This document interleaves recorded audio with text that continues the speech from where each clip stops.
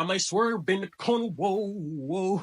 Hey man, welcome to Keep It a Benji. It's been a little long time and I apologize, but life going on, things I gotta figure out. Blah blah blah, no excuses. I should be making more video content for people that's actually wanting to see me, you know what I mean? But anyway, today we're talking about the art of communication. I ain't gonna lie, bro, growing up, the art of communication or just communication in general. I did not have that growing up. I was very introverted. I stayed in my house, stayed in my crib. Don't call me, don't text me. I'm depressed. Leave me alone. Okay, I'm not going to no parties, and if I do, I'm like this. I'm like swerve in that corner. Whoa, whoa. Anyway, but yeah, I believe that communication is something that's very powerful in today's world because it's something that people don't really do anymore. Everybody has either a left or a right opinion, up or down opinion, and everybody has their own opinion, but they're so brainwashed to the point that they don't want to express it. You know. And one thing I realized in communication is that you have to pick at that brain because everybody has their own opinion, but who really wants to actually go deep and try to find somebody's opinion or give them the comfortability to actually express their true opinion? You know what I mean? So in order to have better communication, I would say first step is to go deep. When somebody is talking to you or when you strike up a conversation with somebody, go deep in what you are saying. You know, of course, small talk to get the ball rolling. How you doing? How's your day? What is your name? Where are you from? Blah, blah, blah. But in those conversations, in those topics, you can go deep amidst that topic. Let's say you ask somebody where they're from. They say a state that you never been to. Oh, how's that state? How is that state? You know what I mean? How did it feel growing up in that state? You know what I mean? What is one thing in that state that is different from the state that you live in now? You know what I mean?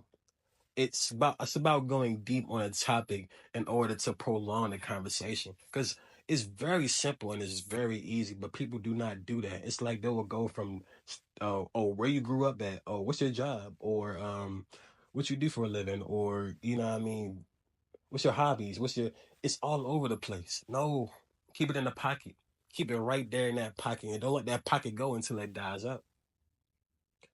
And before that pocket dies out, when they're talking, I missed this one topic that they're still going on about because you asked the right questions. You follow up on something that caught your attention when they were talking. Let's say they, let's say you ask them where they grew up at, you know what I mean, and they say something about the street that they grew up in, you know what I mean. You ask them about that street, and then it goes on. The conversation keeps on flowing. It keeps on going. It's about going deep and not wide in conversations. Number two, I would say gain knowledge for yourself. The best way to do that is by, to me, it's audiobooks. It is listening to podcasts. It's um, reading a book. This book is called How to Talk to Anyone. This book has helped me. I ain't gonna lie, I have not read it as much. But there is topics that's in this books that's helped me be better at communication. One of the topics that I want to talk about is eye contact.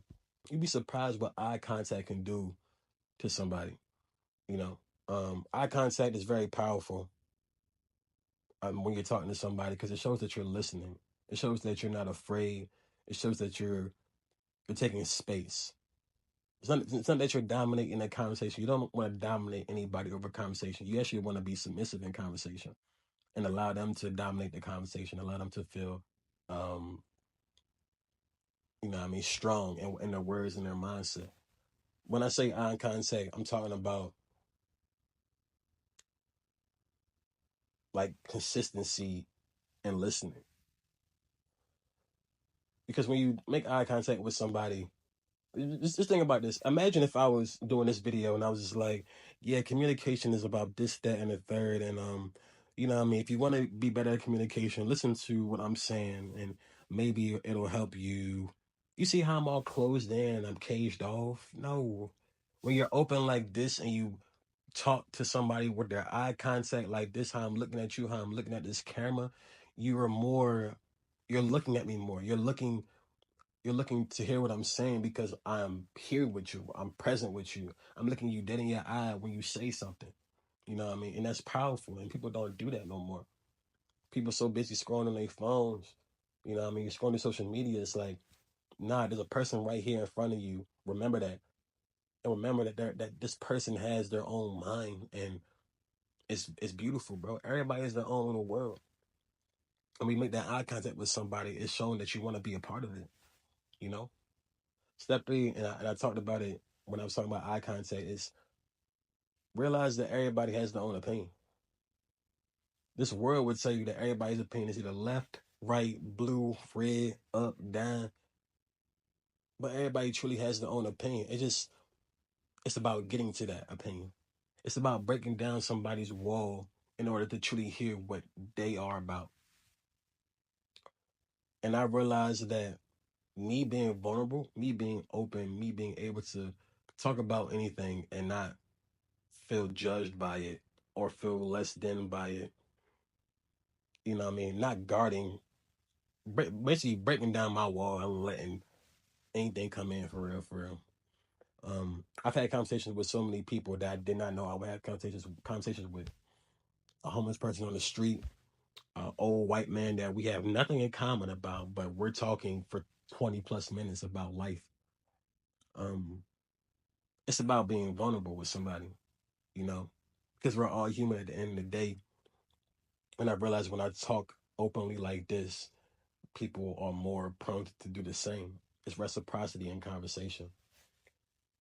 And when you realize that everybody has their own opinion and they want to share it and they don't want to feel judged by it, they just want to express, it becomes easier to really connect with people, you know? And when you do realize that everybody's their own little world, take interest in that, but realize that it's not about you.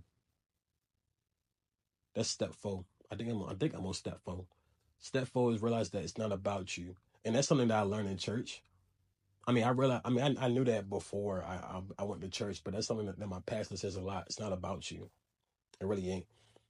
Basically saying that what I'm saying is that in communication, it's not about you. It's not about what you feel, your story, what your mindset is. It's about theirs.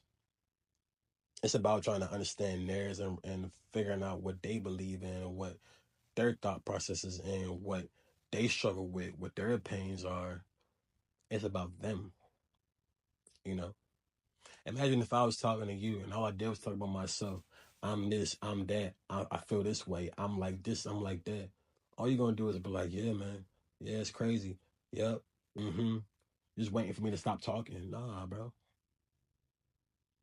When I say I can talk about myself. I ain't saying you can't talk about yourself in conversation, but when you do so, let's say, oh, I'm feeling this way, I'm feeling bad. You know what I mean? When you feel that way, like, what do you do? What is your thought process and blah, blah, blah? You know what I mean? You can talk about yourself, but make it about them when you're talking about yourself. You know, you can express how you feel, but always get that second opinion, the other person's opinion, because it matters in conversation. It's not about you. So that's step four. Um, yeah, I don't think I really have any more steps. I believe that those are the steps that help me actually become better in conversation. Hopefully, this has helped you today. Hopefully, you feel better.